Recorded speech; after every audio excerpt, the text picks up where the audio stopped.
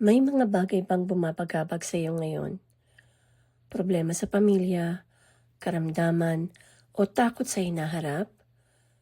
Kapag dumarating ang bagyo ng buhay, mga pagsubok na parang walang katapusan, saan ka tumatakbo? Sa takot? Sa alak? Sa droga? Bakit hindi mo kausapin ang Panginoon? Sabi sa Psalm chapter 46 verse 1, ang Diyos ang ating kanlungan at kalakasan, handang saklolo sa oras ng kagipitan. Nakikinig ang Panginoon. Idulog mo sa Kanya ang iyong mga problema. Panginoon, salamat po dahil sa gitna ng kaguluhan, Ikaw ang aming matibay na kublihan.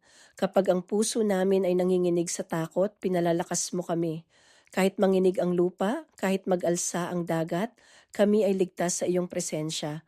Patawarin mo kami kung minsan ay inuuna pa namin ang sariling paraan bago lumapit sa iyo. Ituro mo sa amin na ikaw lamang ang tunay na pinagmumulan ng kapayapaan at lakas. Panginoon, para sa kapatid kong nakikinig ngayon na may mabigat na pinagdadaanan, hipuin mo ang kanyang puso. Ipaalala mo sa kanya na hindi siya nag-iisa. Sa bawat luha, sa bawat tanong, naroon ka. Turuan mo kaming magtiwala, hindi dahil madali ang sitwasyon, kundi dahil ikaw ay tapat. Itaas mo kami mula sa pagkadapa at gabayan mo kami sa landas ng pag-asa.